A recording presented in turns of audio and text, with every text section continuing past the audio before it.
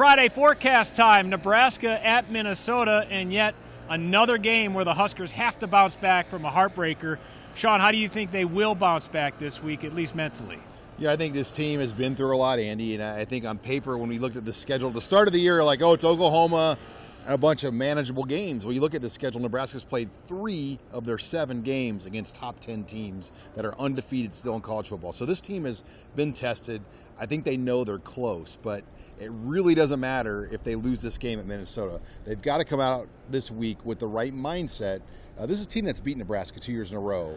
Yes, Nebraska's a slight favorite in this one, Andy, but to me it's as much mental as physical at this point. Yeah, 5 games left. The Huskers have to win 3 of them, and we all know what happened last year with Minnesota.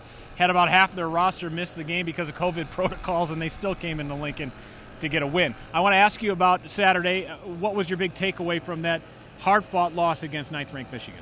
I thought Michigan might have been the best team Nebraska's played all year in terms of just top to bottom, their line play, their whole defense, the way their quarterback executed the running back, special teams. I mean, that was a very good football team, one of the best in the conference. And Nebraska went blow for blow. And, it's just so unfortunate that they had to lose in the way they did. When they were playing situational football, they get the first down.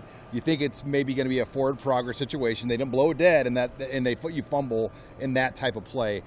It's a really, really it reminds me of when Amir Abdullah fumbled in a bowl game when Nebraska was driving to beat, I believe it was South Carolina, and he tossed the ball to the ref in the Capital One Bowl, Capital One and Bowl, they called it a fumble. Yep. And just a tough way when Nebraska seemingly had the momentum to go out the way they did, and they've been tested, and now you're playing Minnesota, then Purdue. I mean, you hope that those tests will have this team ready for the next 2 games. Might be a little inside football, but one thing that was revealed on Monday I thought was interesting was that Scott Frost let it be known that Trev Alberts, as he does, comes to his office or they get together on Sunday and they kind of hash things out. And I think Scott Frost really appreciated, at least he said so on Monday, the support that Trev Alberts is getting. He said he was even in the locker room after the game. Yeah, I think it's really telling the openness and the dialogue that both parties have right now.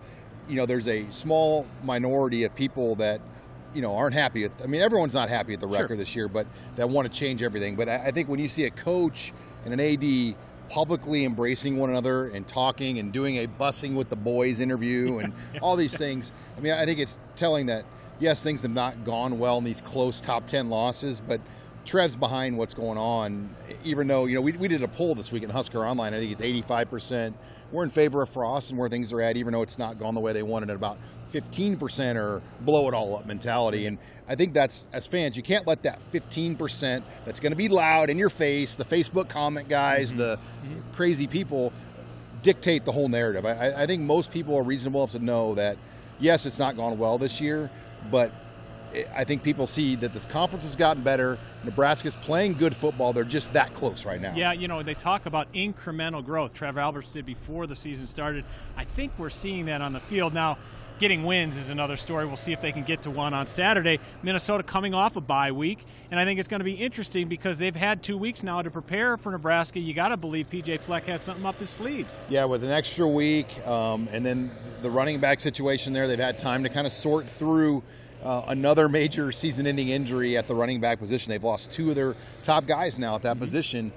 So there's a lot there that P.J. Fleck has had time to prepare for, and he's had time to study Nebraska, watch Nebraska very closely, and they're going to have some wrinkles. Yeah, Mo Ibrahim was the leading fantastic rusher a year ago. He was the leading rusher, did numbers on the Huskers here in Lincoln, and then their guy, he was lost in the opener, and then Trey Potts was lost at that Purdue game, so look for true freshman Marquise Irving to play a role on Saturday. How do you see this game playing out? It's going to be another slobber knocker, another slugfest, and an early start up in Minneapolis. Yeah, I like the fact that it's an 11 a.m. On the road. I think that's a good road time. You want to get up, get off the plane, go play, and get back on the plane and go home. And I think Nebraska, these players are motivated. They see the light at the end of the tunnel. They have fall break as well. So not only do they have a bye week, Monday and Tuesday there's no UNL classes. So it's kind of one of those deals you're like, man, let's get through this game, and we've got a little bit of a break here to kind of get us through the home stretch. Yeah, it'll be a nicer bye week with a W under their belt. We'll see what happens. Nebraska, 2.5-point favorite against Minnesota. It's an 11 a.m. kick in Minneapolis on ESPN2.